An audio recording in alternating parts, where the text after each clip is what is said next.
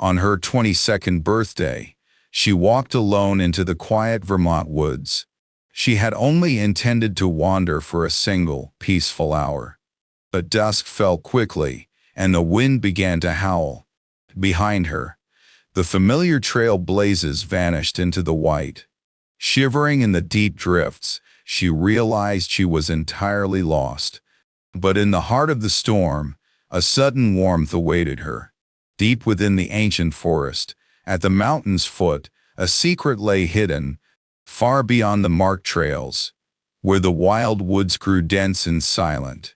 Buried beneath 150 winters of heavy, undisturbed snow, stood an old covered wagon cabin, a structure that should not exist, a lonely place forgotten by time and lost to the world. For 3 long generations, no human hand had touched its frozen door. And inside, she found a relic waiting a century to be discovered. Something so unexpected, so impossibly beautiful, it stole her breath away. A secret meant only for her, answering the question she carried for so long. Since she was just for years old, left alone in the quiet station, standing before the heavy wooden desk of the local police station, clutching a folded note that begged to find her a good home, a truth that would teach her, before the first winter snow began to fall, what it truly means to belong, and to finally be called family. On the 14th of December, Margot Pelletier turned 22, entirely alone. Her home was a rented room above a quiet Main Street hardware store. She woke to the cold wind whistling through the gap in her window. Inside the small room, the freezing winter air hung still and heavy. Beside her bed, the old kerosene heater had finally run dry. Overnight, the small electric heater beside her desk had tripped its breaker again. She lay beneath the heavy wool quilt, watching her breath rise in the gray light. On the wooden ceiling tiles, she counted those who knew it was her birthday. The final count came to none. She had counted this number every December 14th, and she was 4 years old. Before today, the number had only ever been one. For 18 years, only one person had truly known her. Mrs. Beaulieu, a gentle widow living in a small house above the river. She welcomed Margot when the girl had nowhere else to go. Every December, a small lamb and cake celebrated another year of belonging. Until the 6th year, when the autumn wind brought a sudden change. Death came quietly in the night, taking Mrs. Beaulieu in her sleep. On a cold October morning, Margot walked down the creaking wooden stairs. She found her old friend, still holding a book of French poetry. By November, the little white and blue house by the river was sold. A young couple from the city arrived to claim the quiet home. Margot carried the last of her life down the wooden porch steps. She packed her life into the back of the old Subaru. A 6-month lease, a tiny studio above the hardware store. By morning, the count had returned to nothing. Margot had been a foster child since she was 4. Her mother, Cecile, came from the cold Quebec border. Together, they crossed the bridge at Derby Line in the spring. Left at the cold front desk, a small child waiting in the quiet. Beside her lay a folded note, carrying a mother's desperate plea. Please, find her a good home. I cannot give her one. Signed only with a single lonely letter. C. Cecile Pelletier vanished into the shadows, leaving no trace behind. She was never found, her voice lost to the passing years. So began Margot's long, drifting journey through endless homes. She moved through Vermont foster homes, from age 4 to 16. None of the houses were cruel, yet none of them felt like home. Her last placement tended in March, wrapped in polite, cold paperwork. The documents never quite admitted she was simply too quiet. Through it all, The only constant was her own family name, Pelletier, an old French name meaning for trapper, carried by thousands across New England and Quebec for 300 years, a name that told her nothing of who she once was. Before the day she crossed the bridge at Derby Line, for as long as she could remember, she wanted only one thing. Not wealth, nor a grand house, nor even a mother's embrace. She wanted only to know that somewhere, in the long history of time, someone, somewhere, had once thought of her, and remembered the family she had lost to the shadows. He carried the memory of her name, holding it close through the years, like carrying water in cupped hands, careful not to spill a single drop. In the quiet morning, she brewed a simple cup of coffee. She ate a slice of warm toast, sweet with dark apple butter. Through the studio window, she watched the first snowfall on Main Street. Looking through the single window, her mind was finally made up. 8 hours of precious, winter daylight stretched out before her. The Subaru was fueled, ready to carry her away from it all. She packed her thermos backpack and the green parka from a lost friend, heading 40 miles north, leaving the quiet town far behind, to walk alone among the snow-laden trees of the wilderness, searching for just 1 hour of pure, undisturbed silence. She spent her birthday where her grandmother said the world was most beautiful. An hour and 20 minutes over the slow, snow-packed roads of the north. Turning off the highway, she reached the frozen shores of the quiet lake. She eased the car down an unplowed forest path toward the wooden sign. She parked at the empty turnout, surrounded only by the silent woods. In the quiet wilderness, hers was the only vehicle for miles around. A sharp click echoed, sealing her past inside the cold metal frame. She pulled the heavy green canvas tight, shielding herself from the rising wind. A faded mauve scarf knotted at her throat, keeping the biting chill at bay. She hoisted the worn canvas pack, ready to face the lonely trail ahead. 5 winters of quiet love, stitched together from thrift store shelves. The winter snow lay, thick and heavy at the start of the trail. For the first hour, she followed the familiar markers of Mount Hoare. Every twist of the path brought back memories of the warm summer before. She remembered walking here with Mrs. Bolya, sharing quiet stories in the sun. They had rested on a high granite ledge, looking down at the lake. She spoke of their ancestors, of a man Milo who started it all, a brave soul who crossed the vast, stormy Atlantic from the Norman coast. It began on the rugged coast of France in the year 1654. From one man, a vast family tree spread across a new continent, a legacy that held meaning, even when the rest of the world faded. High upon the cold granite ledge, Margot remembered his name. She walked the winding trail, guided by her foster grandmother's fading memory. The gentle snow began to fall, dusting the heavy green spruce branches. The world grew quiet, wrapped in the deep silence of a winter forest. Silence settled over the woods, the quietest thing on earth. As the hours passed, the sky bruised from pale gray to deep charcoal. A sudden, biting chill settled deep into the frozen air. The gentle flakes transformed, thickening into a heavy, relentless blanket. A fierce west wind arose, whipping the snow sideways through the creaking trees. Margot pulled her hood tight, burying her face against the freezing wind. With trembling fingers, she reached into her pack, searching for warmth. A laminated map, a gift from Mrs.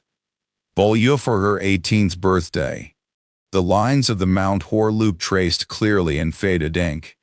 The safety of the loop lay 40 minutes behind her.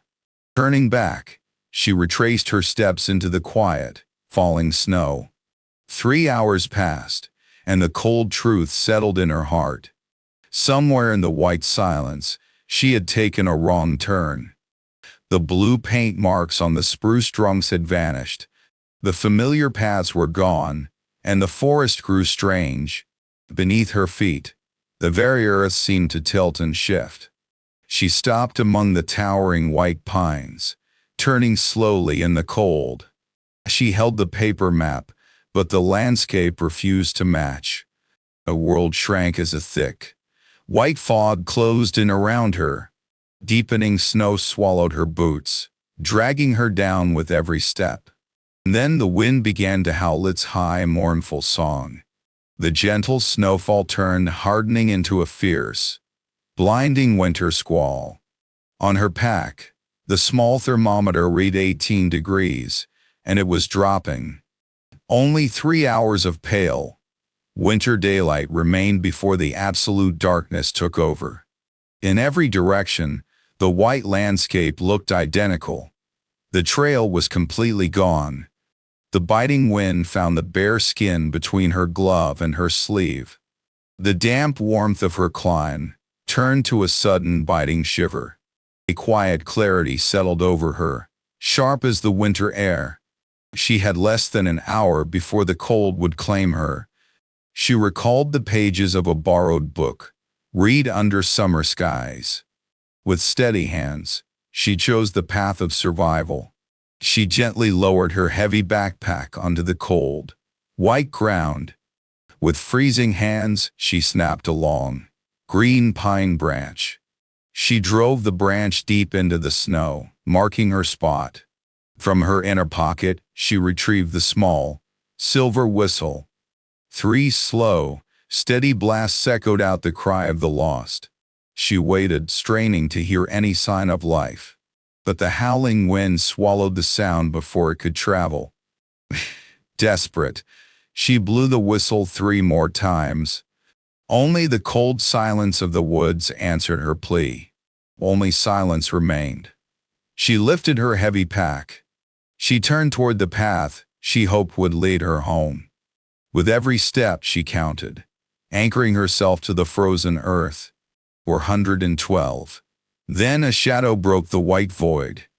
A long, low silhouette loomed in the distance through the storm. It rested silently against a dark wall of ancient spruce trees. In the dim light, it looked like a fallen giant. A long fallen tree lay half buried in the deep forest floor, resting there for 50 years, slowly sinking back into the moss. Yet the color of this shape was wrong for weathered wood. It was not gray, but warm brown and pale cream under the snow. The shape had sharp and natural angles, defying the wild forest. She stepped closer, drawn toward the strange shape on the horizon. At 100 feet, her boots sank into the earth, and she stopped.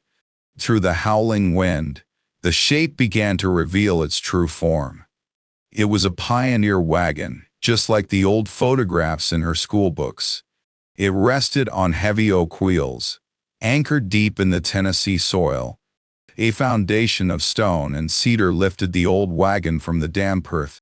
A clapboard skirt trapped around the frame, transforming the carriage into a home. Walls of hemlock and pine fit together, joined by patient, handmade cuts. The arc iron stovepipe pierced the canvas roof, capped against the autumn rain. A tiny metal bonnet crowned the chimney, whispering of warmth inside. Oh! A single frosted window looked out from the new clapboard wall.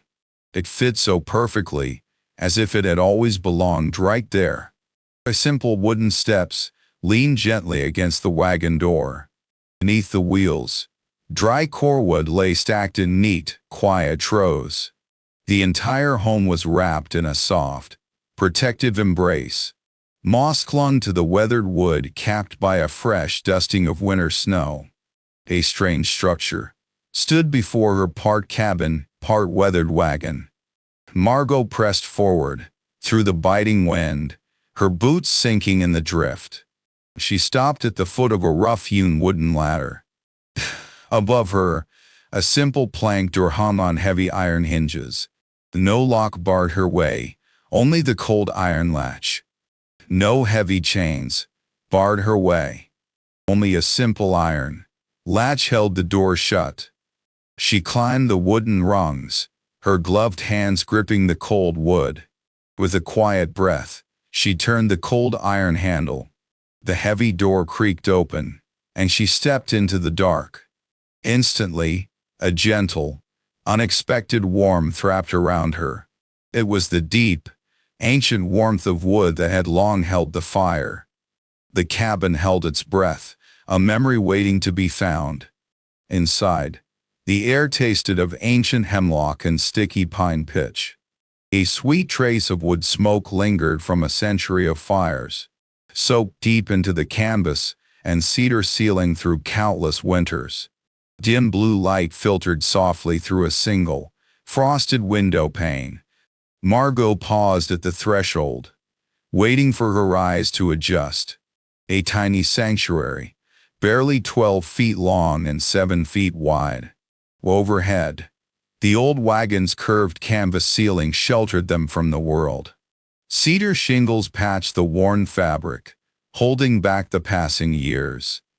The original cloth of 1872 remained oiled to a deep, leathery brown.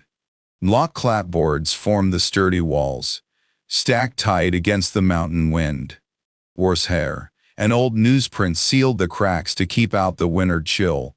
In the quiet corner stood a small, four-legged stove of cast iron.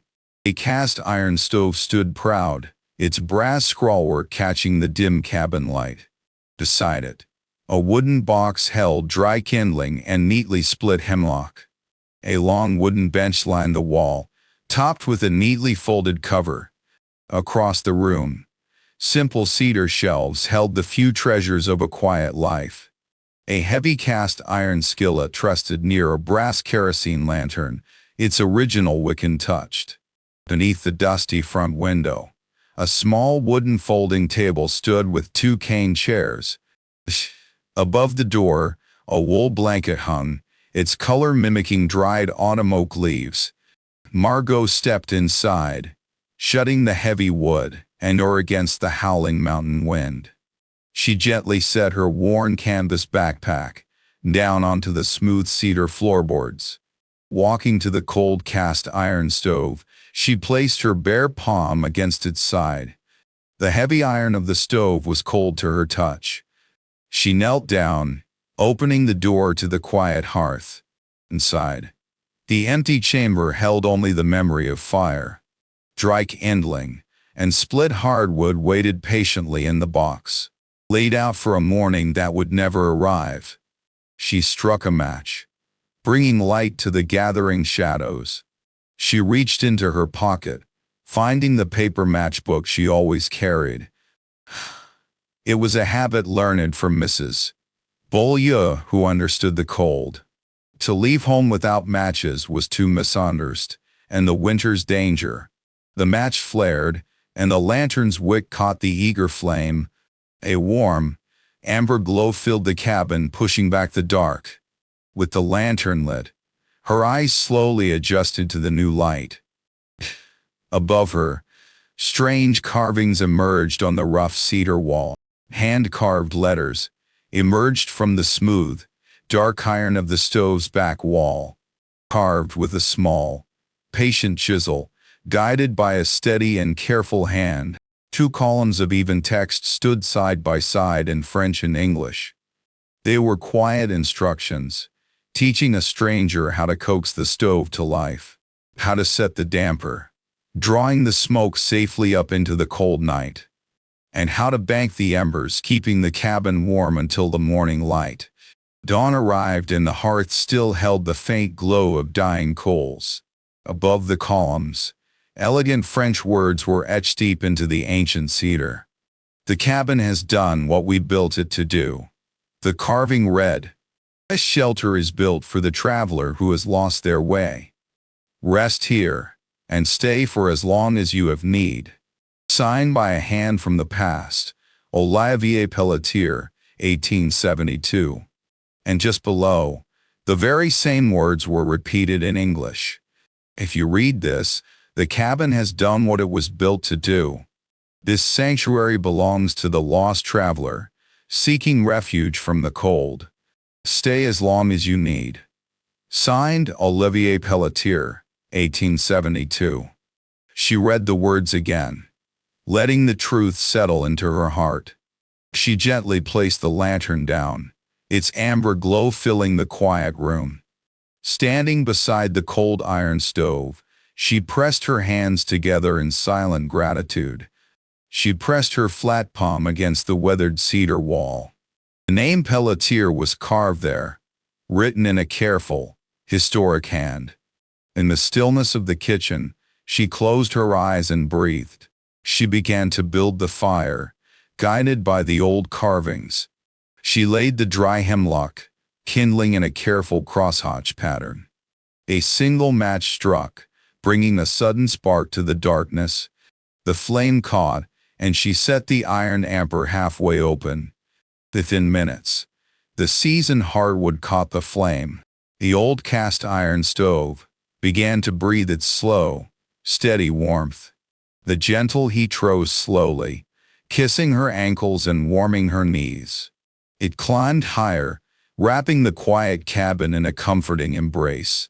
Margot unzipped her heavy green parka, feeling the chill finally fade. She draped the worn canvas over a simple cane chair. Gently, she unwound the soft, mauve scarf from her neck. Finally, she pulled off her gray wool gloves, exposing her cold hands. She pressed her bare hands against the warm, dark iron. The heat pulsed through her, whispering that the cabin was alive. She sank onto the long wooden bench resting against the wall. Under the cedar cover, the wood shifted slightly beneath her weight. A hidden space lay below, waiting to be revealed. Her fingers found the small iron ring, lifting the heavy lid. The heavy wooden lid lifted, whispering secrets of the past. Hidden in the shadows lay a single forgotten treasure. It was wrapped in yellowed canvas, bound tight by stiff twine. With trembling hands, she lifted the heavy bundle to her lap. Her fingers worked the knot, letting the old fabric fall open. Inside, a stack of 41 letters waited in the quiet light. A stack of hand-made dragged paper, each folded carefully into thirds. Every envelope bore the same elegant, slanted 19th century handwriting. The top letter was dated September 14, 1872, from Vermont. It was Margot's own birthday, exactly 152 years ago. With trembling hands, she slowly began to unfold the first letter. The letter was written in French, its elegant script foreign yet familiar. Margot remembered her school days in Newport, learning the language of romance, and the long afternoons spent with Mrs. Beaulieu by the quiet river. Now, the foreign words flowed easily, revealing their hidden secrets.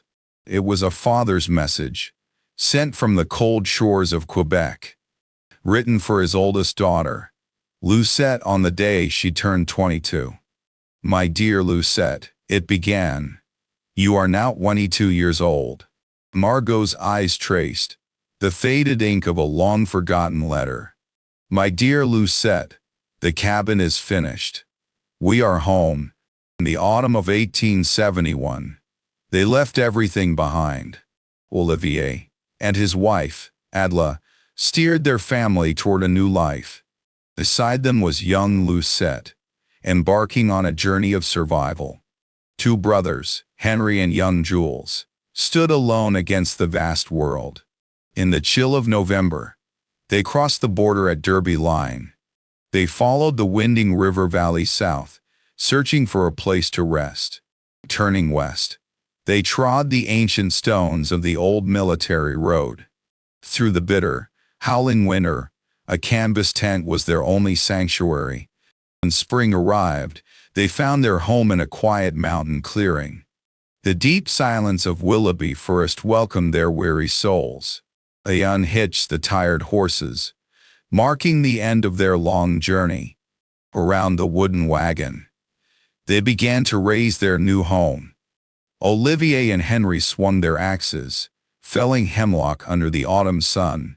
With steady hands they squared the heavy timber, piece by painful piece.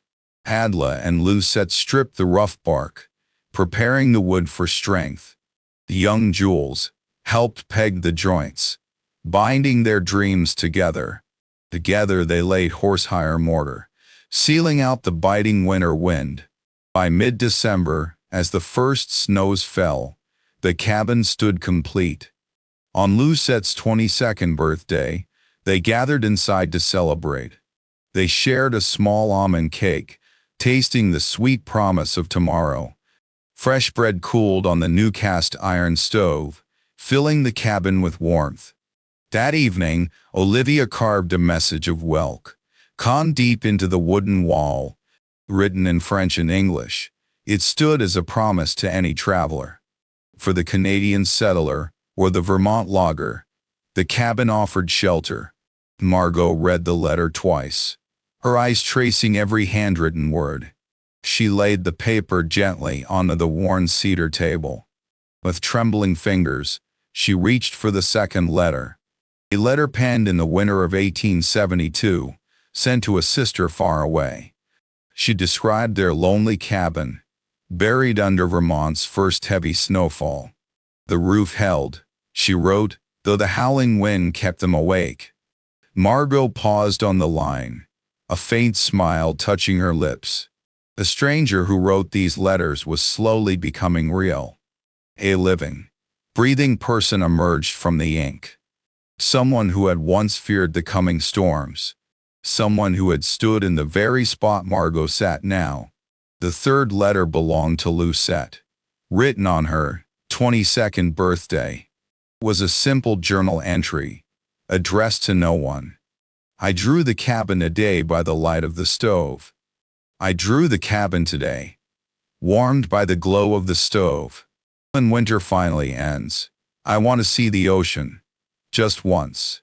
Margot paused, her hand hovering over the old diary page. A soft, gentle smile touched her lips in the quiet room. She could almost see her, the young girl now grown, sitting there. A hand sketches the wooden ceiling in soft pencil. She had once dreamed of becoming a school teacher. She taught the young boys their letters into languages. They gathered at the small table beneath the cabin window. Outside, the bitter Vermont winters of the past raged on. The next letter held only a quiet, careful list. Olivier had written down every small possession they owned. He recorded the first winter stores with a careful, steady hand. 12 pounds of flour, 6 pounds of sugar, written in faded ink, 2 smoked hams, and a heavy bucket of potatoes from the earth, 3 jars of Addie's pickles, and a single sack of salt. There was no grand adventure here, only the quiet poetry of survival. Instead of grand gestures, there were only the quiet daily details, the carefully ration and food supply, and the stacked firewood by the hearth, the patched shingles of the roof, holding back the heavy winter snow. Small victories of a family fighting quietly to survive the cold. These simple things touched Margot deeper than any grand adventure ever could. For real life is never truly made of grand, sweeping moments. It is woven from the thread of ordinary, quiet days. The precious days that people fight so quietly to protect. Days passed gently, filled with quiet devotion for the ones they loved. In the golden autumn of 1874, a promise of love was made. Her heart belonged to Henry, a strong young logger from Craftsbury. Spring brought their wedding day, blooming with hope and new beginnings. They spoke their sacred vows inside a quiet, sunlit country church. Together, they raised a wooden home amidst the whispering pines. Soon, the quiet halls filled with the laughter of their children. 6 precious souls: Sophie, Marie-Claire, Olivier, Henry, Adele, and little Lucette. For 41 years, Lucette taught in the quiet one-room schoolhouse. The winter of 1937, at 87, her long journey finally ended. Margot arranged the old letters, reading them one by one in the quiet. She traced every faded word, reading each line twice to hold the memory. Outside, the winter storm raged on, burying the world in white silence. The cold wind howled, bending the heavy spruce branches in the dark. And there sat Margot, alone on the night of her 22nd year. On her birthday, she sat upon a worn hinged cedar bench. The cabin was built by another Pelletier, 152 years ago. She gently opened the old letters left behind. For a lost traveler. In the 11th letter, dated April 1873, Olivier wrote to a friend. He wrote that he built this sanctuary, not only for his own family. He left these words behind, for whoever might follow in his footsteps. In the winter of 1849, a young man wandered lost through the frozen woods. At the very edge of death, an old Algonquin trapper found his fading body. The old man carried him gently into a small shelter made of bark. Beside a flickering fire, he shared his warmth and fed the dying stranger. He saved a life, asking for nothing in return, not even a name. He saved my life, without ever knowing my name. He asked for no money, no reward in return. He only asked that I pass this kindness along. 23 years passed, but the promise remained unbroken. At the foot of the mountain, he built a sanctuary. He left behind a stove, a warm blanket, and dry wood. Instructions, carved into languages for the next traveler. Margot gently placed the 11th letter onto the cedar table. At the bottom of the stack lay one last, separate letter. It was sealed with brown wax, bearing a small fleur-de-lis. The envelope was addressed in Olivia's familiar, elegant handwriting. A message addressed to the lost traveler. She held the paper, feeling the heavy weight of its silence, turning it over, searching for a name that wasn't there. With a quiet breath, she broke the red wax seal. To the lost traveler, the faded ink read, "If you read this, our cabin has done its duty. You are safe here. Stay for as long as you need. When you depart, leave nothing behind. Only save some dry wood for the next weary traveler. The kindness I show you today is not my own. It belongs to an old Algonquin named Missikini, from the year 1849. I am merely the hand that carried this warmth forward. Now, it is your turn to pass the flame along." Signed with Hope, Olivier Pelletier, December 14, 1872. To the weary traveler who has lost their way in the dark. If you read these words, this sanctuary has done its duty. You are safe now. Rest here for as long as you need. When you leave, only leave behind dry firewood for the next soul. This quiet kindness you feel does not originate from me. It belongs to Missikini, an Algonquin man who saved me long ago. I am merely the hand that carries this warmth forward. Now, it is your turn to pass this light along. Signed in Hope, Olivier Pelletier, the 14th of December, 1872. She gently placed the letter onto the worn cedar table. Burying her face in her hands, the tears finally began to fall. She wept in the quiet room, letting the heavy silence wrap around her. No one had baked her an omelette and cake on this lonely morning. 14 long weeks had passed since Mrs. Beliveau had gone. She wept for Missikini, the young Algonquin trapper in the frozen wilderness, who saved Olivier Pelletier from the icy grip of winter. Long ago, years later, that single act of kindness rippled forward, passed along, from one caring hand to another, reaching down through 8 generations of human lives, surviving the bitter cold of 150 snowstorms. It pulled a freezing, young woman in from the bitter cold, rescued on the very day of her birth, safe beside a warm stove, in a cabin that shouldn't exist. She wept knowing a miracle had traveled through time to save her. Out there in the wide world, someone had remembered her. They had spoken her name, keeping it alive, carrying her memory forward, through the long passage of time, like water held carefully in cupped hands, not spilling a single drop. And now at last, that quiet thought had reached her. She softly wiped the tears from her weathered face.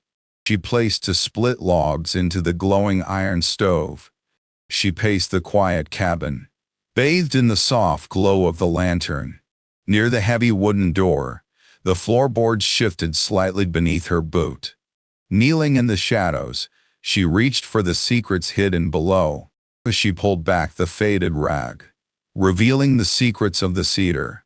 A single wide plank lay hidden, marked by a small, carved finger hole. With trembling fingers, she reached into the dark space beneath the floor. With a creak of old wood, the floorboard finally gave way. Hidden beneath the dust lay a secret, stone-lined vault. Resting in the shadows was an ancient, forgotten leather satchel. She reached down, lifting the heavy burden of the past. Inside, wrapped in simple cloth, lay a fortune in gold. 63 gold coins, bearing faces of emperors and liberty. Gold coins glinted in the dim light, relics of a forgotten journey. A brass pocket watch, its ticking long silenced by the passage of time.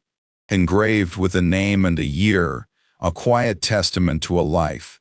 A faded photograph, holding the ghosts of a family long gone.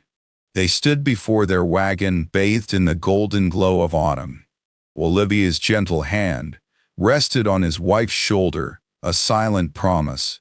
Lucette held a small almond cake, a sweet memory of home.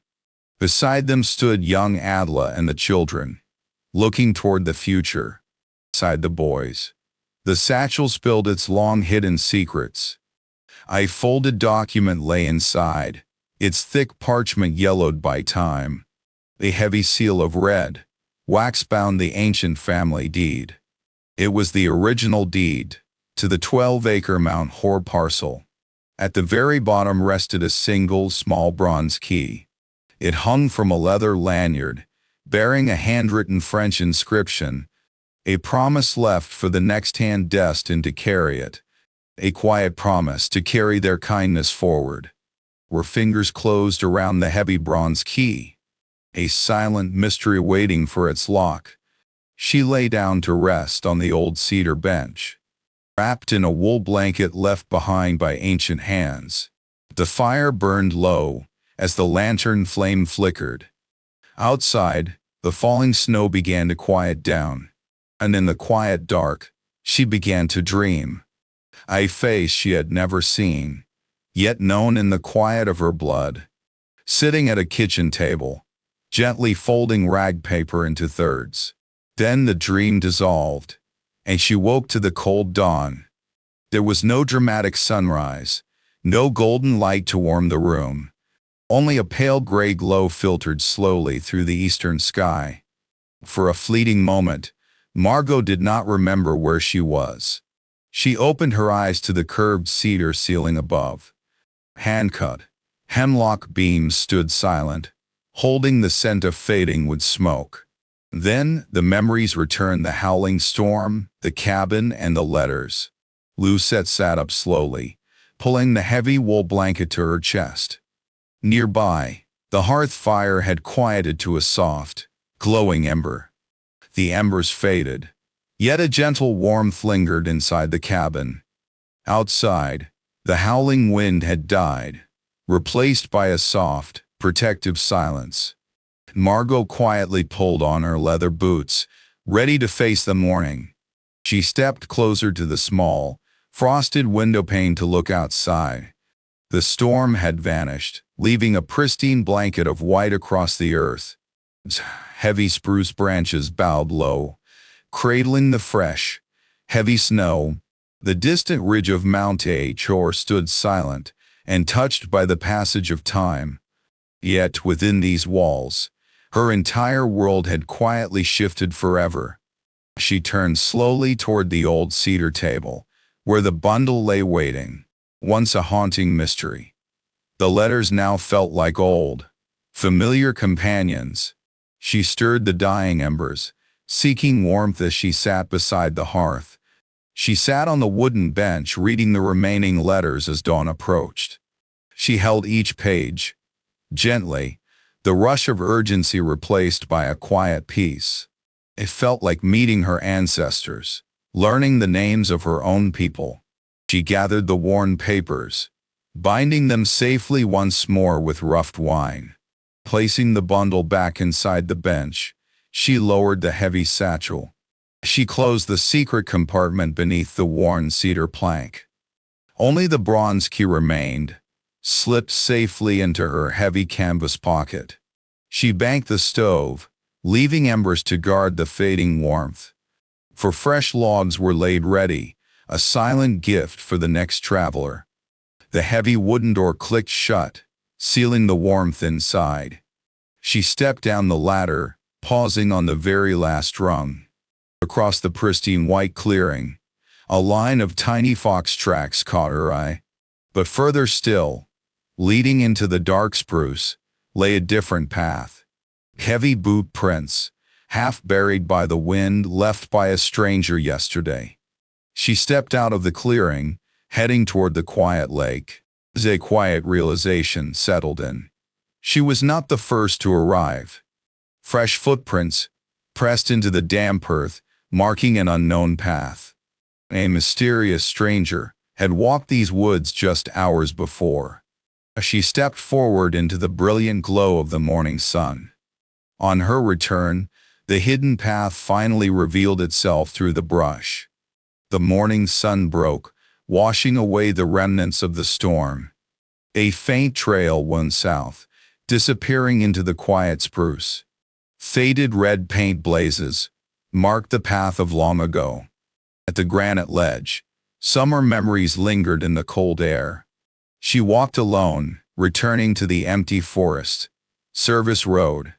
With a quiet click, she unlocked the waiting car. 84 miles of highway stretched ahead, back to Newport. Some secrets, she decided, were meant to remain untold.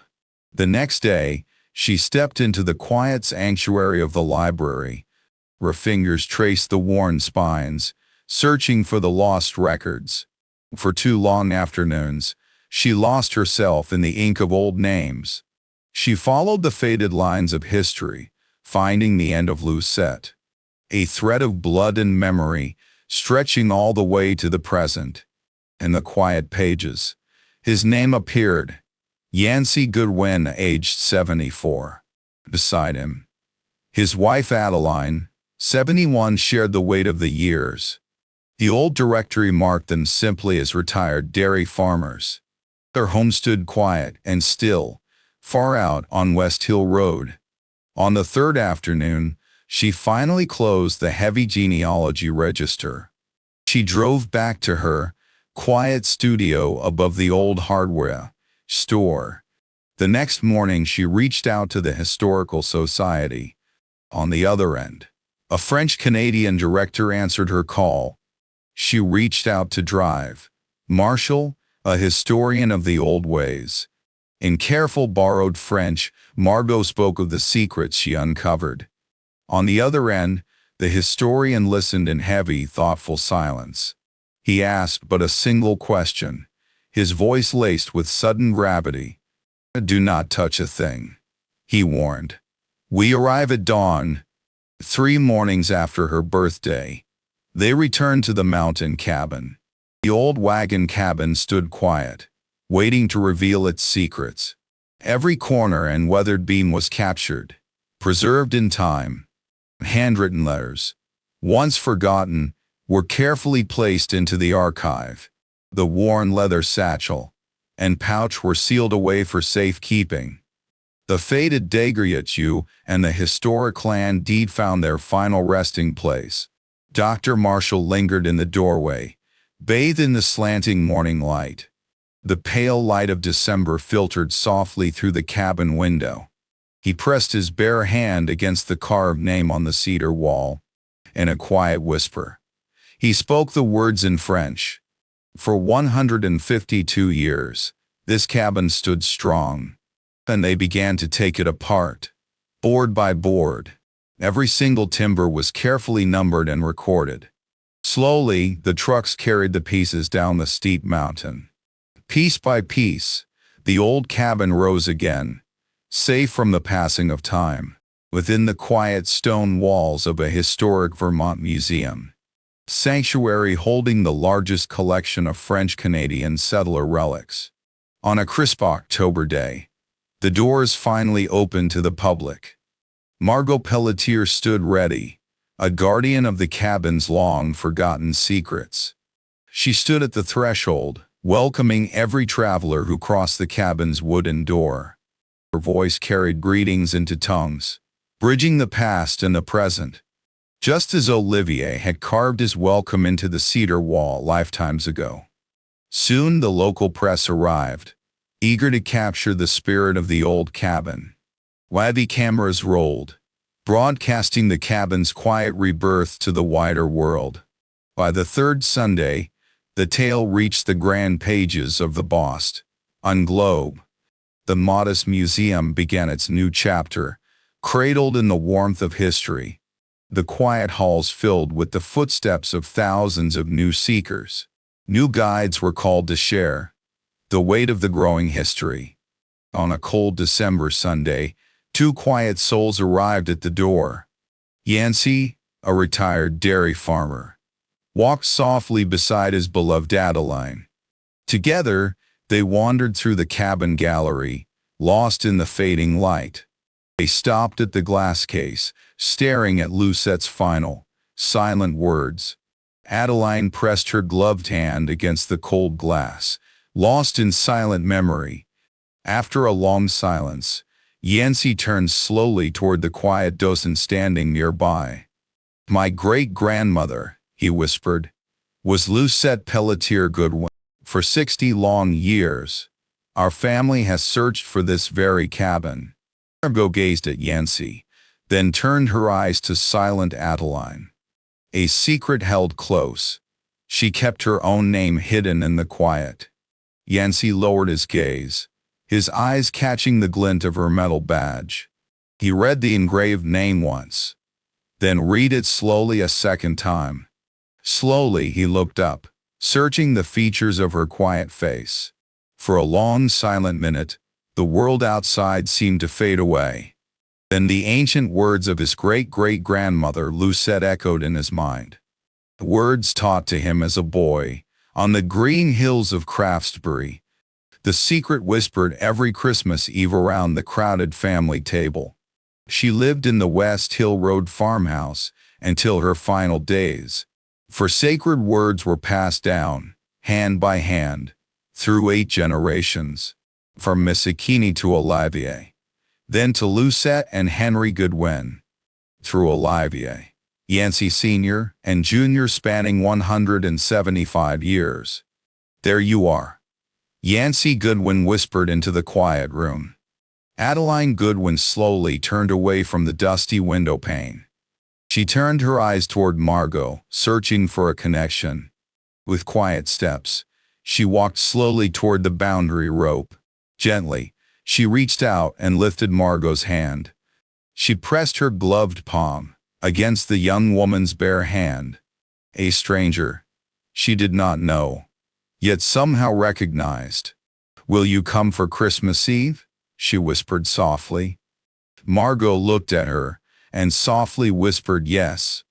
Christmas Eve, she sat at the long wooden dinner table. The table was built by Henry Goodwin in the autumn of 1876.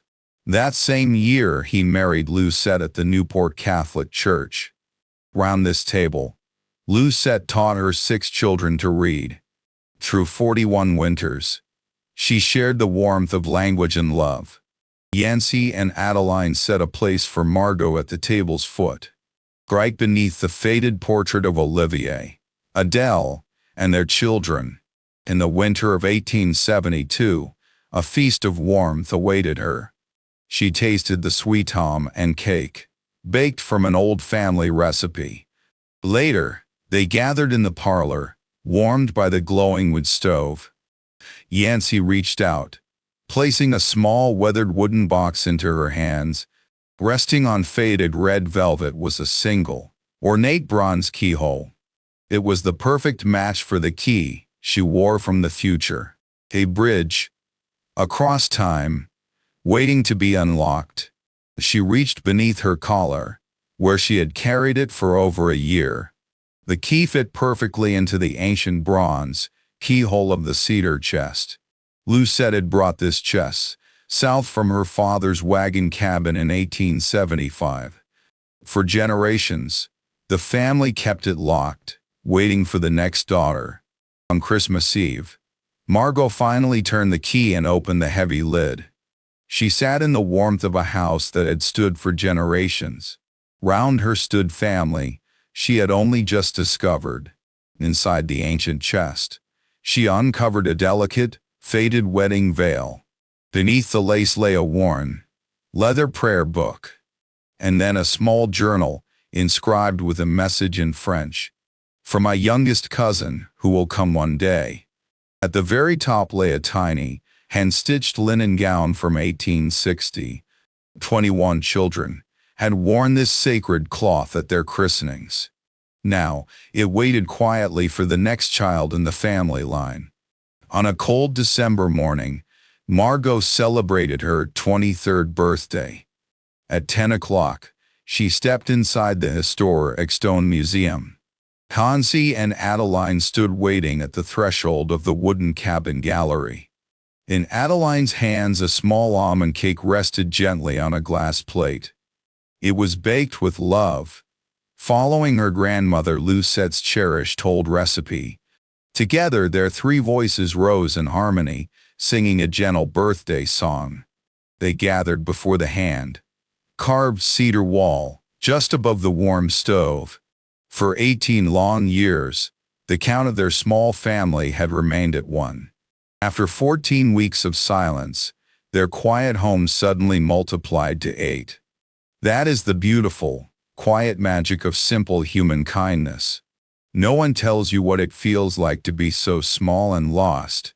Handed across a border, clutching a folded note and a tiny suitcase. Kindness does not travel in straight lines. It moves in quiet spirals. It began with an old Algonquin trapper in the deep woods of 1849. He passed a silent grace to a young man named Olivier. Olivier carried that warmth for 23 years through the northern wilderness, until he carved those words onto the cedar wall of a wagon cabin. Lucette carried this quiet grace for 41 years. Through the creaking floorboards of a one-room schoolhouse, children passed it on, working the dairy farm on West Hill. Yancy and Adeline carried it through a 60-year search, seeking a hidden cabin that seemed lost to the world. Yet the cabin stood, guarding a kindness untouched by 100 winters, waiting patiently in the quiet woods for the next lost traveler. You do not have to be famous to truly matter. You do not need to be remembered by history to leave a mark. You only have to be a single hand offering one small kindness. A simple gift given to a stranger you may never see again. Trust that this quiet act of grace will be carried forward, passing through the long, cold winters, from one soul to another, until it reaches the warm hearth of someone you have never met. If this story touched your heart, share it with someone who needs it. Tell us, has a stranger's kindness ever found its way to you, traveling across the long years just to reach you at last, arriving in a way you could have never predicted? We would love to read the stories you hold close. Until we meet again on the next quiet road.